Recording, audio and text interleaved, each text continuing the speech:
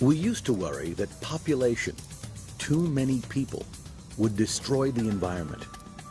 Now we understand that there's something even worse: affluence.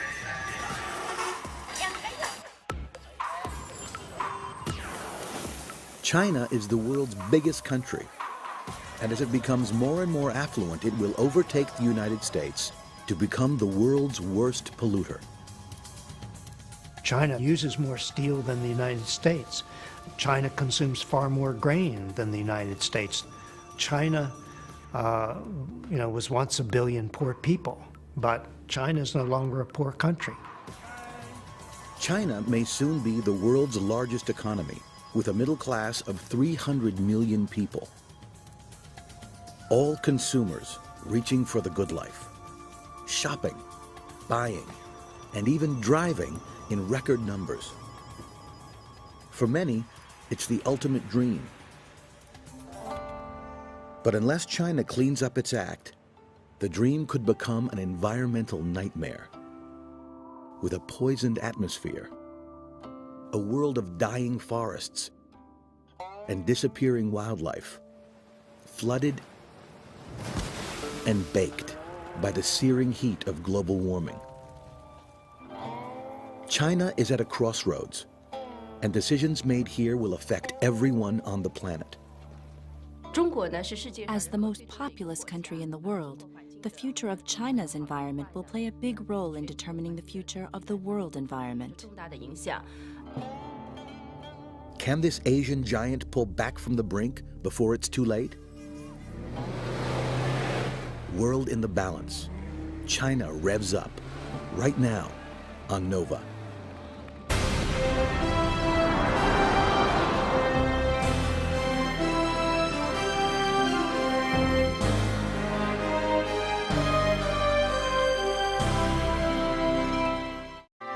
Major funding for Nova is provided by the Park Foundation, dedicated to education and quality television.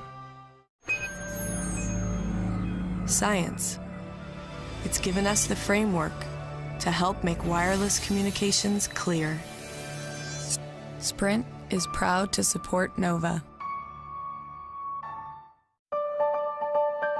We see an inventor. At Microsoft, your potential inspires us to create software that helps you reach it. Your potential, our passion. Funding for World in the Balance is provided by Marguerite and Jerry Lenfest, the John D. and Catherine T. MacArthur Foundation, the Richard and Rhoda Goldman Fund, sponsor of the Goldman Environmental Prize, and the William and Flora Hewlett Foundation. Major funding for Nova is also provided by the Corporation for Public Broadcasting and by PBS viewers like you. Thank you.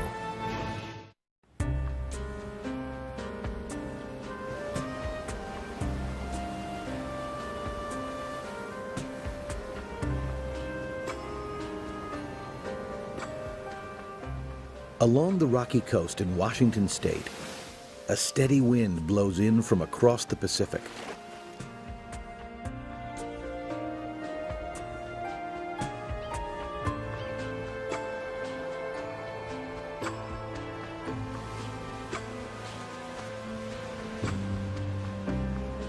Every month, Dan Jaffe comes to check the quality of the air in this remote place near the northwesternmost corner of the continental U.S.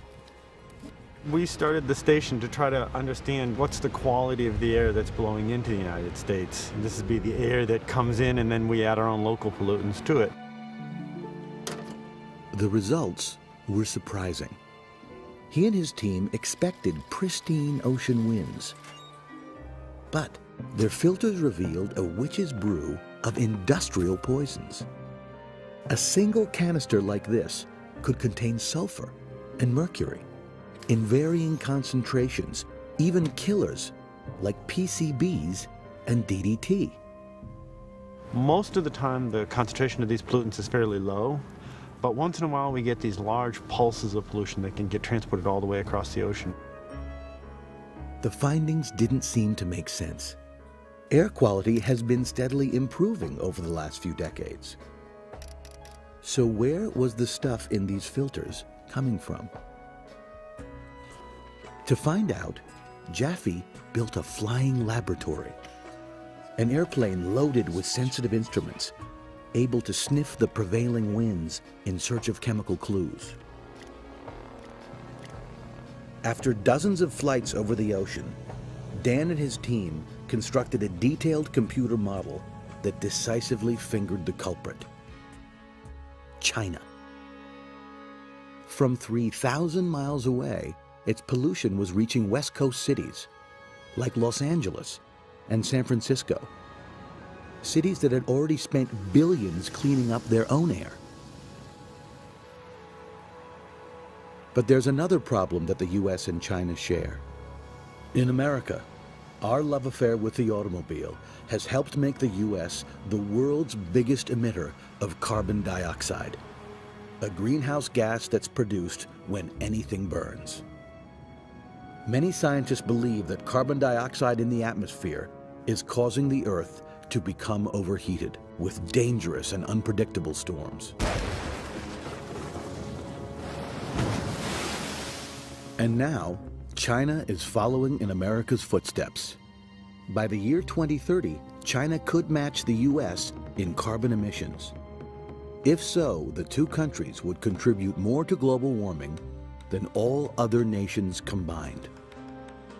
The United States has set the standard for high living, high energy use. We're one of the most consumptive countries in the world. And if the rest of the world emulates us, the global atmosphere is going to suffer. The world is going to suffer. China is exporting air pollution and carbon emissions. But we export our lifestyle. And China is one of our best customers.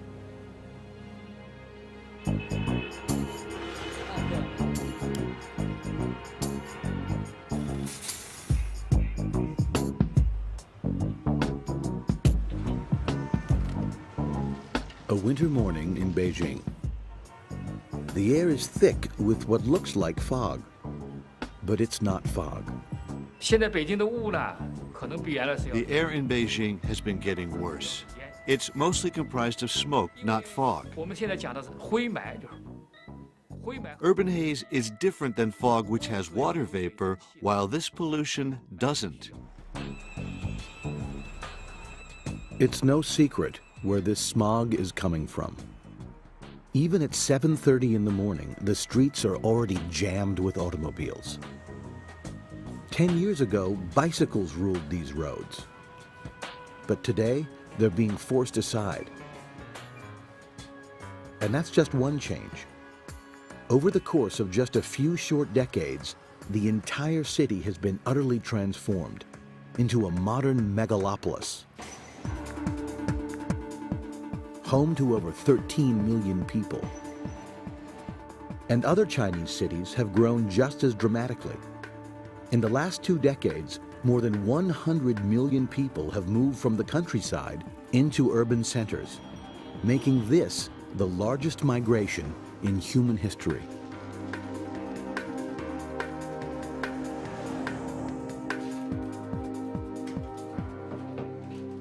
Among the recent arrivals are 39-year-old Xi Zhenong, his wife Shirley Hong, and their 4-year-old daughter Xixi.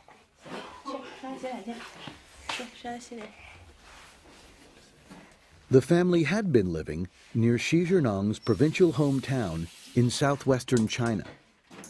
But a year ago, they decided to relocate to Beijing. They came in search of independence and opportunity, and to secure their young daughter's future. Their gamble seems to be paying off. They've just bought their first apartment, and they're living a material life that would have been out of reach even a decade ago.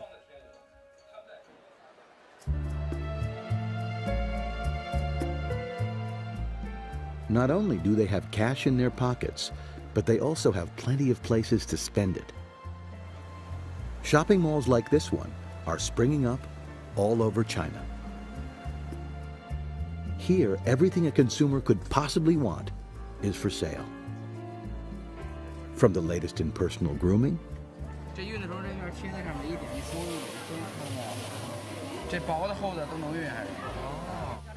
to the newest kitchen gadgets.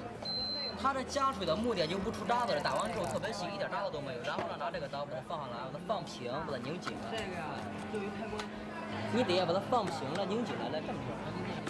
哎，对，把它按到底儿，别关了，就没事儿。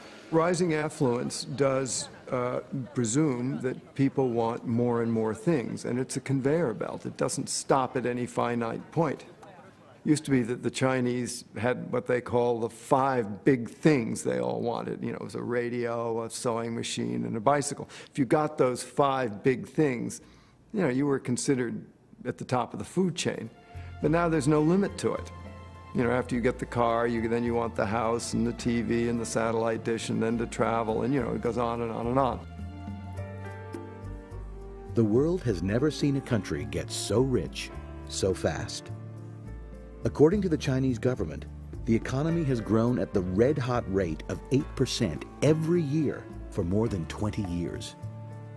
Average incomes have quadrupled, and energy consumption has grown even faster. China has huge reserves of coal. Coal provides 70% of the energy used to generate electricity and to forge steel for construction and manufacturing. Over the years, industries increased their output to meet demand, but without putting pollution controls in their smokestacks. 快来呀，西西！哎，热好了吗？手，冷不冷？不冷呀。Every day, when Xi Zhenong and Shirley Hong take Xixi to school, they expose themselves and her to Beijing's toxic air. According to the UN, China is home to 7 of the world's 10 most polluted cities. And respiratory disease has become a leading killer, claiming lives at 10 times the rate found in the United States.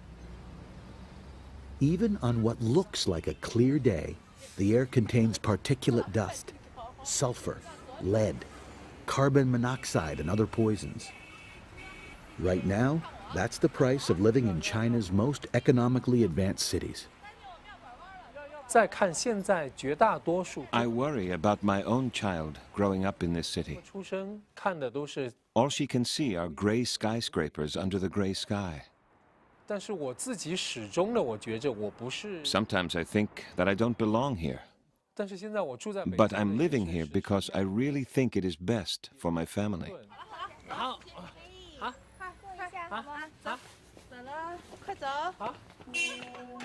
Xi Zhenong is old enough to remember his country's recent past, when the nation's economy was in ruins. As recently as the 1970s, China was suffering the effects of one of the cruelest political experiments in history. Chairman Mao Zedong had tried and failed to industrialize the countryside in an effort called the Great Leap Forward. He ordered millions of peasants to stop farming. He instead set them to work forging steel in primitive furnaces. But it led to disaster. A widespread famine that claimed more than 30 million lives. One of the things that Chairman Mao was supposed to do in the Communist Revolution was to equalize opportunity and quality of life for Chinese people.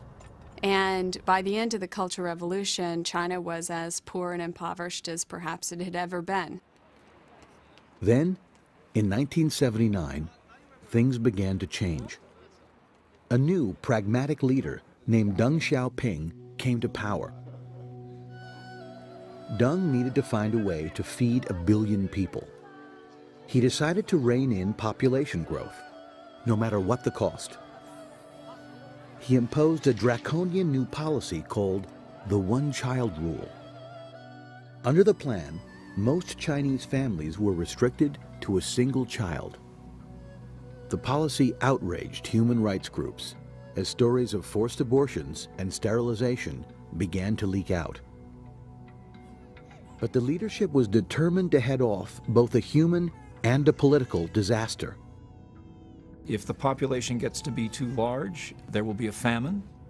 And if you look at Chinese history, often when there's been a famine, there's been a revolution, and the regime in power gets overthrown. It's a well-learned lesson in China. They've done the experiment many times. So this race between the stork and the plow, as it's sometimes called, can you produce enough food to feed the new children and so forth? So China has really actually slowed its population growth rather dramatically. I mean, there are lots of people in China, but the population is not growing that fast. Population control was a controversial first step towards the goal of turning China into a modern nation. Deng's next step sent a shockwave around the world.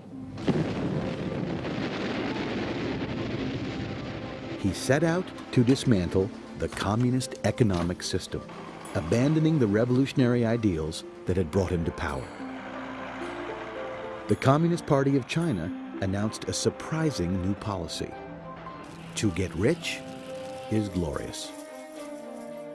In the early 80s, you could just see the streets slowly come alive with little shops and private entrepreneurs out there. And then by the mid-80s, you began to see people actually renting shops from state-owned enterprises. And then they would rent the whole enterprise. And slowly you got this foliation of all of these private business people. But the economic forces the party had unleashed were about to lead the country into an environmental nightmare. A 20-year binge of industrial development without any pollution controls. During the last 2 decades, we were monomaniacal in our pursuit of development. That twisted policy put growth ahead of all else and caused us to neglect many other problems like infrastructure, energy policy, and the environment. Today, 25 years after Deng's reforms began, China's economy is still growing faster than any other on the planet. But despite its leap into the 21st century, the country is still largely powered by a 19th century fuel. Every day, small factories like this one produce millions of coal cylinders for use in home cooking and heating stoves. The process has hardly changed for over a century. Crushed coal and water combine to make a cake-like batter. An antiquated press turns the rough mixture into circular bricks.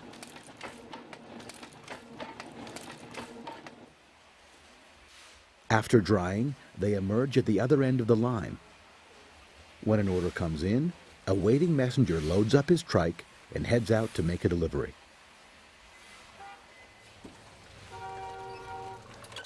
He'll ride miles through the crowded city streets to reach his customer. Most people in China use coal to heat their homes. China has begun to import natural gas and oil, and the largest buildings in Beijing have been retrofitted to use cleaner fuels.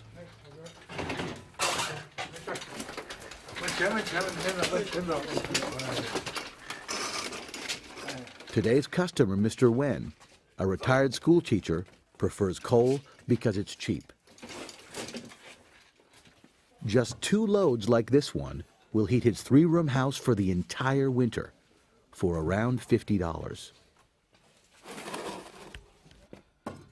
But there's a problem with this cheap source of energy. Coal is notoriously dirty.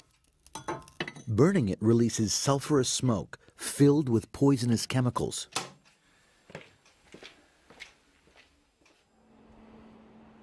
As China has become more affluent, the need for coal is greater than ever. This is Beijing's newest coal-fired power plant. It's only a few years old, but engineers are already adding a 5th turbine to meet ever-rising demand. In 1980, China burned roughly 400 million tons of coal, about half the yearly total of the United States. But today, China uses more than 3 times as much. 1.3 billion tons. That's nearly 4 times more than India, the world's second most populous country, and 25% more than the United States, the world's biggest energy consumer. This plant operates at about 40% efficiency, on par with most conventional power plants in the U.S. Until recently, China said it couldn't afford to build these cleaner facilities. Now, they can't afford not to.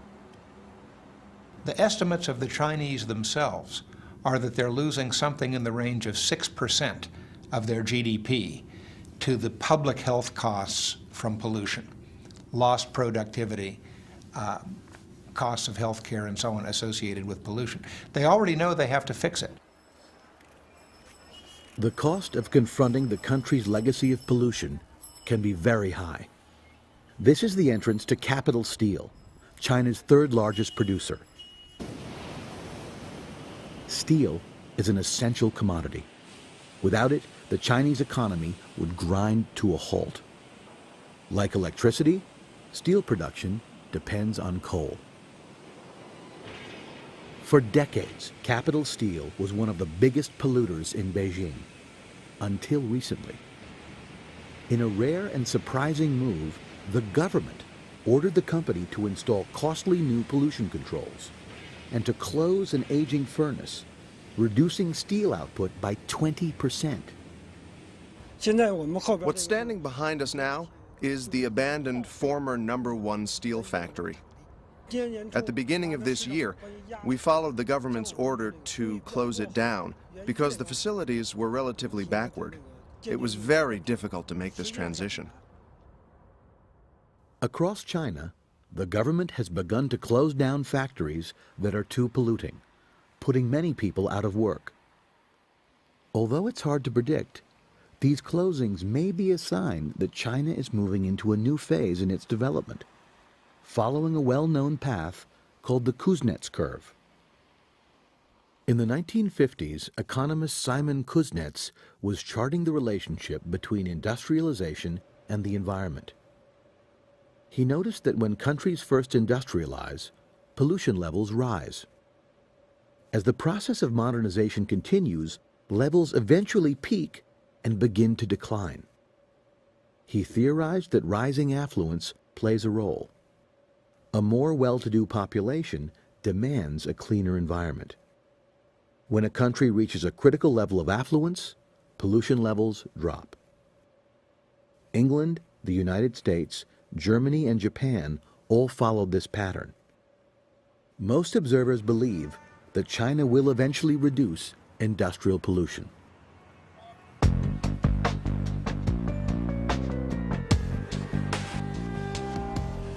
But at the same time, China is grappling with another problem, which may prove much more difficult to solve. In China's largest cities, the worst air pollution is no longer from smokestacks. It's from the tailpipes of cars. Just a few years ago, these crowded streets were nearly deserted. In 1995, the number of cars in all of China stood at a mere 2 million. Today, the number is 20 million and rising. Beijing has seen the most rapid growth of all, with 400,000 new cars rolling onto the city's roads in 2003 alone.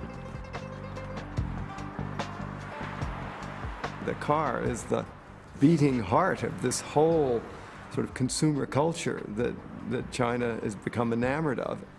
And it's really one of the highest expressions of the individual's right to go where you want, when you want, with whom you want. The car is the mother of all symbols and the highest stage of symbolic success.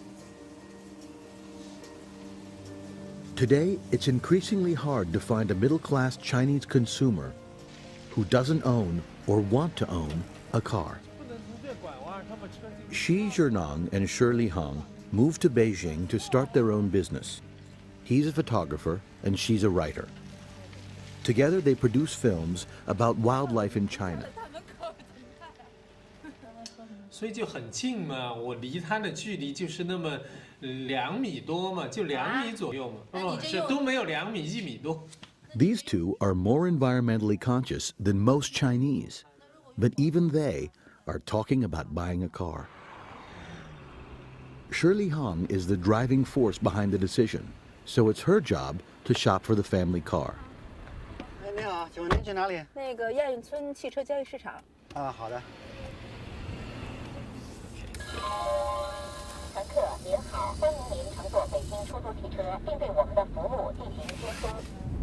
反正我也特矛盾。你要说从个人角度来说啊 It's a very difficult decision.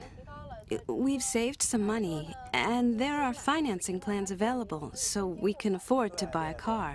确实是方便。 It's more convenient, taking our daughter places. The bus can be so crowded, and in the winter, it's too cold to ride a bicycle. And the traffic can be dangerous. Right. With so many cars, sometimes we feel it's dangerous to put our daughter on a bicycle. The Asian Games car market is the largest in Beijing. Here, competing dealers share a large outdoor space to showcase dozens of different makes and models. But almost none of them are Chinese. Because 20 years ago, China made a decision to let foreign companies make nearly all of its cars. Well, remember at that time in the 1980s, there was very little foreign investment in China. So China went to these foreign auto companies and said, we'd like you to invest in our country. We have a gigantic market of 1.2 billion people, and please come and invest. First to take the Chinese up on their offer was Beijing Jeep, a joint venture between American Motors Corporation and the Chinese government. Party officials approved of Jeep's utilitarian four-wheel drive design. Today, though, the factory is turning out something much different. Upscale SUVs that cater to a consumer market that has grown faster than anyone expected. I think the primary factor that captures the imagination is just the magnitude of the numbers. The passenger car market grew here in China about 60% last year. This year we were not expecting that rate of growth, but it looks like we may get up to 80% this year. Others, including Volkswagen, Ford, Suzuki, Toyota, and the world's largest automaker, General Motors, have since followed. All are hoping that China will take to cars like other affluent nations have. We believe that China will absorb almost 20% of the entire world's growth in vehicles over the next 10 years. And somewhere around the turn of the quarter century, China will probably pass the U.S. as the world's largest auto market. Hello. Hello. Are you looking for a Jetta? Yes, I'm looking at the price. It sells for 120,000 yuan. It's the top of the line with a manual shift. How does it conform to environmental standards? All Jettas conform to the Euro 2 emission standard. This Volkswagen is a Chinese-built car, for sale only in China. The car looks as stylish and well-built as any American or European model, but looks can be deceiving. Under the hood lurks a dirty little secret. The Euro 2 emission standard, a proud selling point for the salesman, is actually 10 years out of date. Today, Europe conforms to a much cleaner standard called Euro 5, and American standards are even tougher. Well, Chinese cars are just much more polluting than U.S. or European cars, and that's because they don't have the same emissions control equipment that U.S. or European or Japanese cars have. A Chinese car would never meet emissions control standards in the United States or Europe because the equipment in the Chinese cars is fairly antiquated. The Chinese were determined to learn how to build cars, and protecting the environment was not a priority. When the partnership deals were negotiated, the government failed to impose state-of-the-art environmental standards, and the car makers didn't insist. In terms of a foreign company doing business here within China, we work within the framework and within the regulations. I've been very satisfied with the partnership that we see between the foreign joint ventures here and the Chinese government. Today, although China is addicted to outdated pollution controls in cars that are not fuel efficient, its auto industry has helped to lift millions out of poverty. Here, at General Motors' Shanghai plant, workers earn up to 1,000 yuan per month, putting them in the top 20% income bracket. And each car that rolls off this assembly line contains steel, glass, rubber, and other components fabricated by other workers in other Chinese factories, making cars one of the most powerful engines of the Chinese economic miracle. China's made the automobile industry a pillar industry. I think they're getting ever more dependent on it because it is expanding at such a staggering rate, and it's creating jobs. And there's one thing that China needs now, it's jobs. To keep up, even with its modest population growth, China needs to create 15 million new jobs each year. By some estimates, the auto industry and related businesses employ 7% of the country's private sector workforce, providing a living for tens of millions of people. Few consumers are pressing for more effective pollution controls that could raise the price of cars, and the government doesn't want to do anything that could slow down sales and cost the country jobs.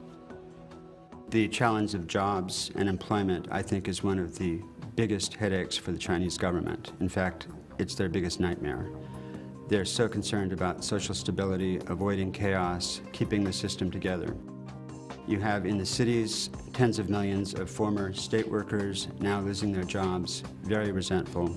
So if there is a severe slowdown or a real slump in economic growth, this will be very dangerous for the rule of the Communist Party. The government's got to keep this wheel spinning, or they may end up getting spun right out of office. China has a terrible dilemma upon which it is impaled. It has to develop to improve the standard of living for people. And yet, at the same time, the environmental consequences of that development are so enormous.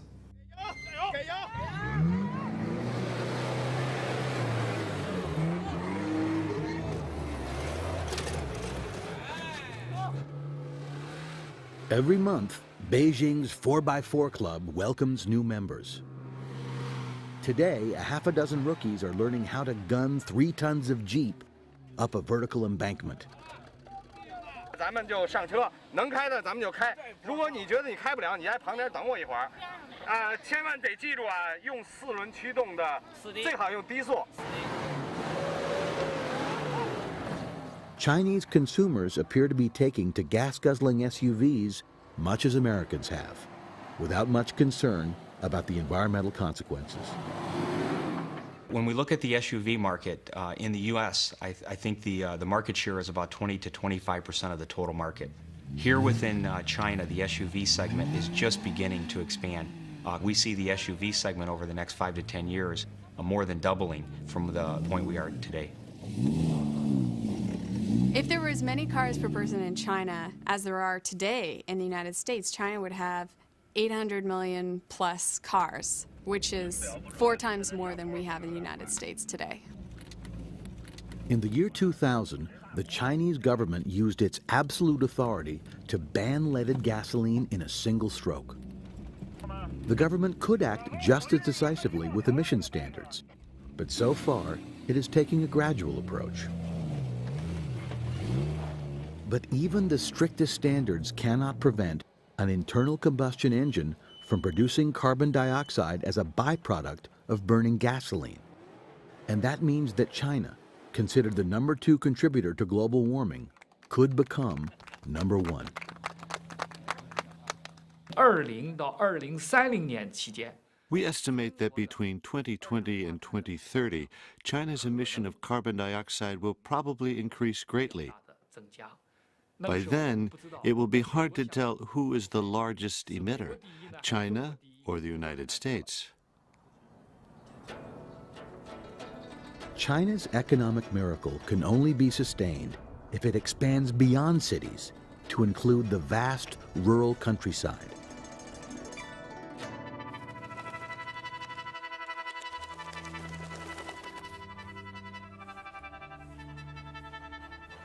Weishan is a provincial community of 280,000, a market town surrounded by farms. It's where Xi Jinping was born.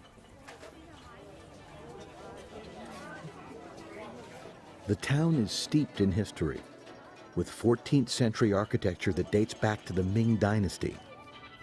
But it's also facing a future full of change.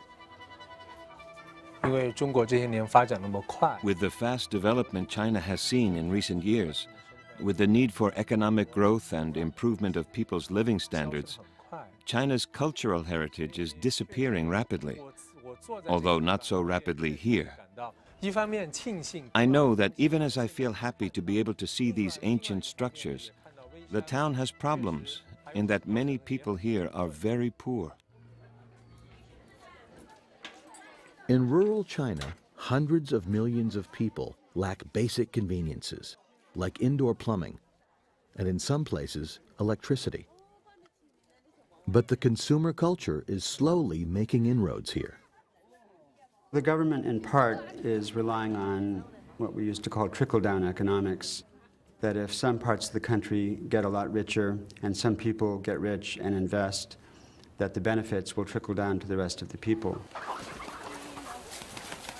Improving the rural economy is vitally important to the entire country. Some 800 million people live in China's heartland.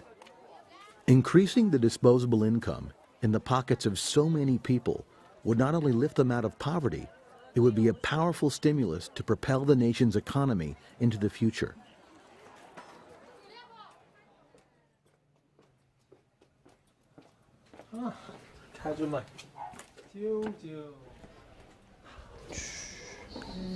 Xi Jinping has come home to the countryside to join in a family celebration. The birthday of his cousin's infant son, Liu Xiao. Liu Xiao is turning 1, a particularly auspicious occasion in Chinese culture. Even more important because he is an only child and likely to remain so. Couples no longer need to ask the government for permission to have children. But large families face higher taxes. That and the cost of educating children keeps families small. I think even in rural villages, some of the poorer families that maybe 10 years ago had 4 or 5 children are now discovering they can't afford to school their children.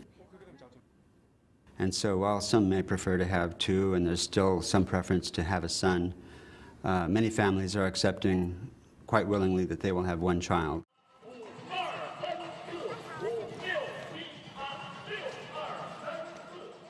Most of these middle schoolers have never known a brother or a sister.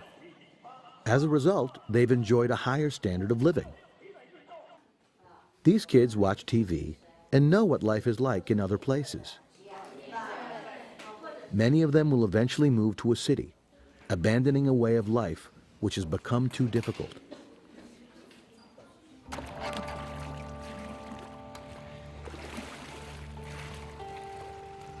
The life of a Chinese farmer has always been marginal and will continue to be for those who choose to stay on the land. For thousands of years, farming has been the mainstay of rural China. Nestled in the valleys around Weishan, in southern Yunnan province, lies some of the most productive cropland in Asia. But like most of the farmland in China, there's just not enough of it. Though home to 25% of the world's population, China has only 7% of the world's arable land. And it's been pushed to the breaking point. Every available acre has been put under cultivation. Even steep hillsides have been carved into terraces and farmed.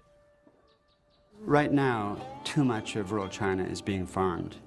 and it's being farmed very inefficiently, without producing much benefit for the people who live on the land. A typical family farm is less than an acre in size, large enough to provide food and possibly a small surplus to sell at Weishan's weekly market, but little else. The average cash income for peasants like this is less than $25 a month, and it's getting hard to grow even enough food to make that tiny amount. Between 1998 and 2003, grain production fell from 392 million tons to 326 million tons. This drop of 66 million tons is greater than the grain harvest of Canada, for example. One of the reasons was because of spreading water shortages. China has limited freshwater reserves. As the country has grown more affluent, cities and industry have claimed water once used for agriculture. Farmers are facing a tough new reality. 1,000 tons of water used for irrigation yields crops worth about $200. But the same 1,000 tons of water used in manufacturing produces goods worth a total of $14,000. And as weather patterns change, perhaps as a result of global warming, China is becoming drier, aggravating its water shortage. The water problem will be much more serious if the climate keeps changing and becomes drier.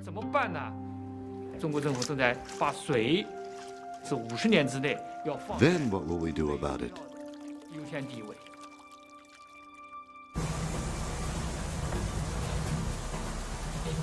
Chinese farmers are used to taking a beating from nature. In 1998, a devastating flood struck the Yangtze River Valley. During the summer months, unusually heavy rains saturated the region. The Yangtze rose by more than 20 feet and stayed that way for weeks. It's ironic, but the same farmers who suffered from the disaster may have caused it by stripping the hills of trees in order to grow crops. Trees absorb water and reduce runoff. But when the rains came, there was nothing to prevent torrents of water from pouring straight into the river basin. By the time the flood receded, thousands had died and millions had been left homeless. The government quickly ordered an end to farming on steep hillsides and began planting trees. The move cost tens of thousands of poor farmers their meager livelihoods. But if the government hadn't acted, more flooding would have followed.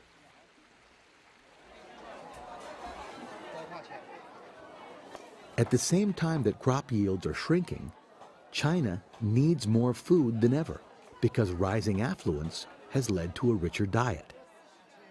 In Weishan's busy market, chicken, duck, and pork are all in high demand.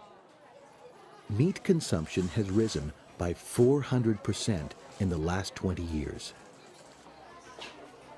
To meet this increased demand for food, China has begun to turn to world markets.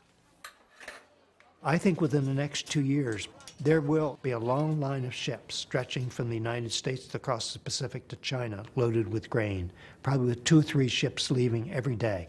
And this will be a new link between the two countries. To pay for imports, the country will need to create hundreds of millions of high-quality jobs. Farming is not going to provide the jobs for the future. New industries are the only way out. The good side is that as villagers have more money and more industry, they will stop ravaging the land so much. On the other hand, all the problems, the environmental problems of consumption and production will multiply very fast. Energy use will go up, pollution in some ways will go up. Xi Jinping and his family hope to see prosperity come to the countryside for the better life it will offer to Liu Xiao and his generation. Everyone has the right to seek a better life. Why should people in the country live in the past? In most countries, environmental protection has come about when the government is forced to respond to public pressure. We are systematically destroying our land, our streams, and our seas. We foul our air, and it's getting worse. It means choosing cleaner cars rather than faster cars.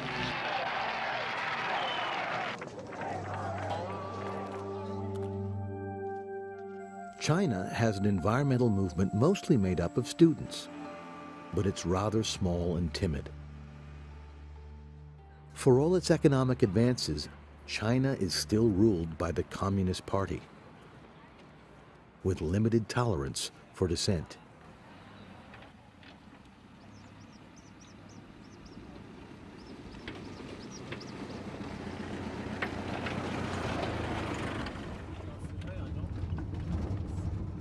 Xi Jinping has felt the consequences of standing up for the environment against the government. His work as a wildlife photographer frequently brings him to locations where environmental problems are acute.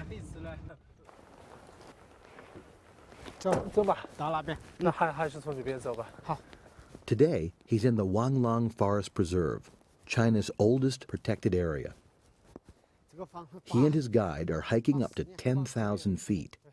They're looking for the golden snub-nosed monkey, a threatened species found only in China.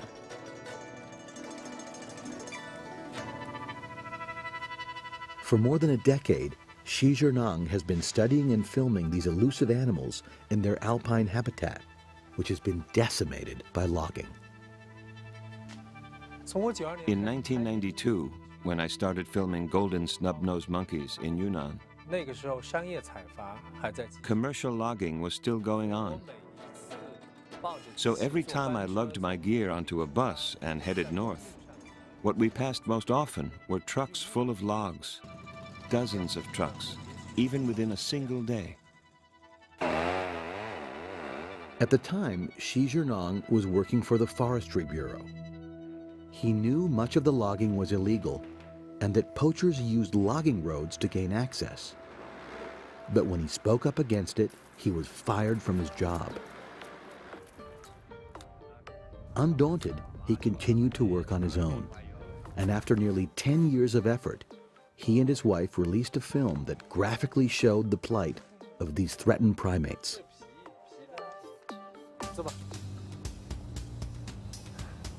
The local authorities were shamed into cracking down. It was one of the first incidents where a public outcry and media coverage succeeded in safeguarding the environment. And Xi Jinping hopes it is a sign of things to come. Recently, the government has begun paying attention to this problem, and the Chinese mass media has played a crucial role. More and more people are starting to pay attention to the environment.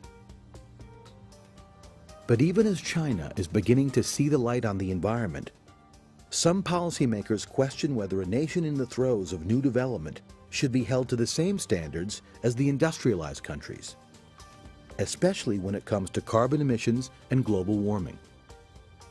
What people too easily forget is that the great bulk of the problem up until now was caused by the industrialization of the countries that are now rich, the United States, Japan, Europe. And now we're saying to the developing countries, gee, we're terribly sorry, we used up the ability of the atmosphere to hold carbon dioxide, so you can't put any more in. This is not a welcome position.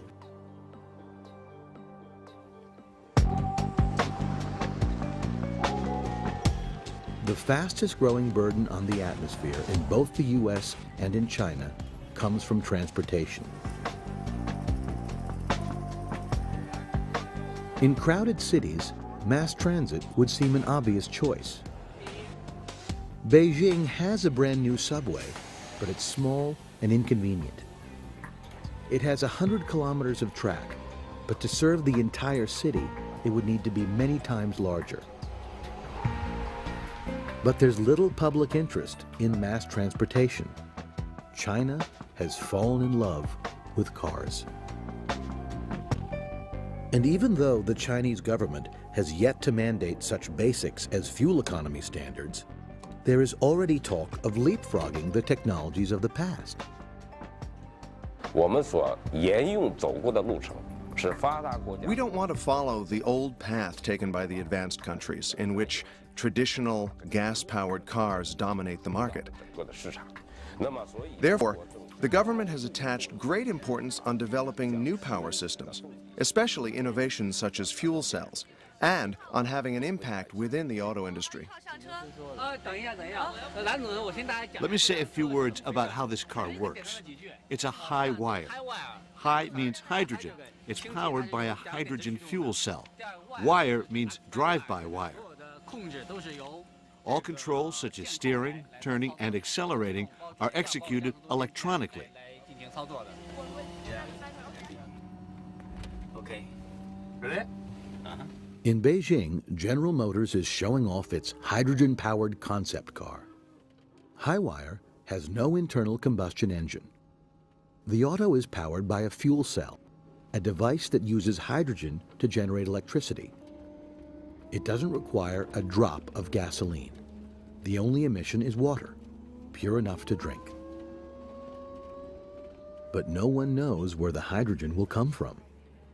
It can be made from water, but the process requires a lot of energy. It can also be extracted from coal, but that releases carbon and leads to global warming. General Motors in the US has spent more than $1 billion so far to develop this new technology, and there's no end in sight.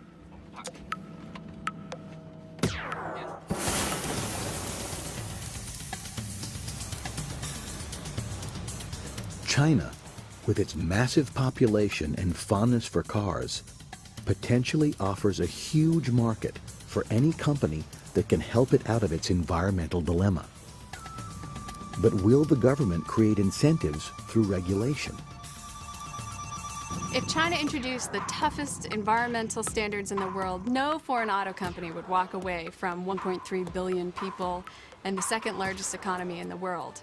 There is no doubt in my mind that the foreign auto companies could meet any standard that the Chinese government imposed.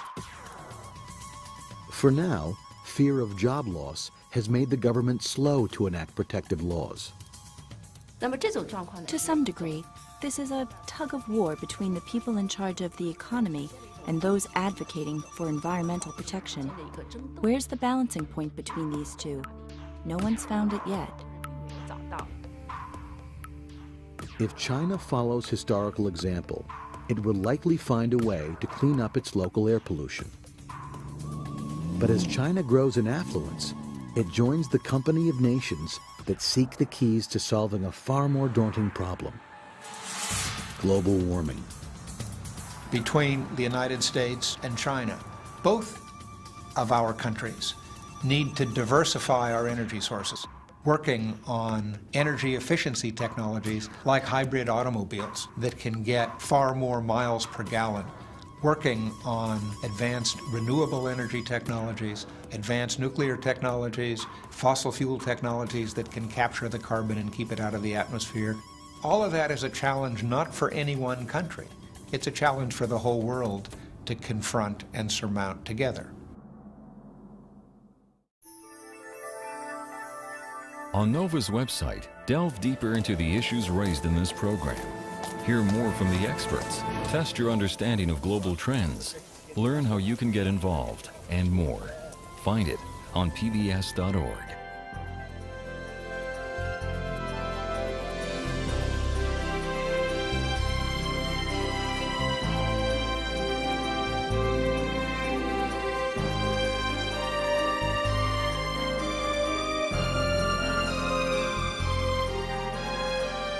To order this show or any other NOVA program for $19.95 plus shipping and handling, call WGBH Boston Video at 1-800-255-9424.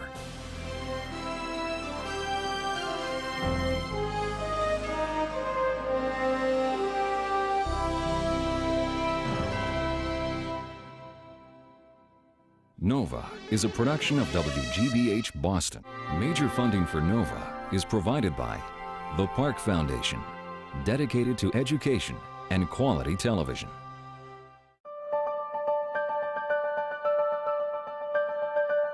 We see Teacher of the Year. We see kids reaching their potential. It's what inspires us to create software that helps you reach yours. Science. It's given us the framework to help make wireless communications clear. Sprint is proud to support Nova. Funding for World in the Balance is provided by Marguerite and Jerry Lenfest, the John D. and Catherine T. MacArthur Foundation, the Richard and Rhoda Goldman Fund, sponsor of the Goldman Environmental Prize, and the William and Flora Hewlett Foundation. Major funding for Nova is also provided by the Corporation for Public Broadcasting and by PBS viewers like you. Thank you.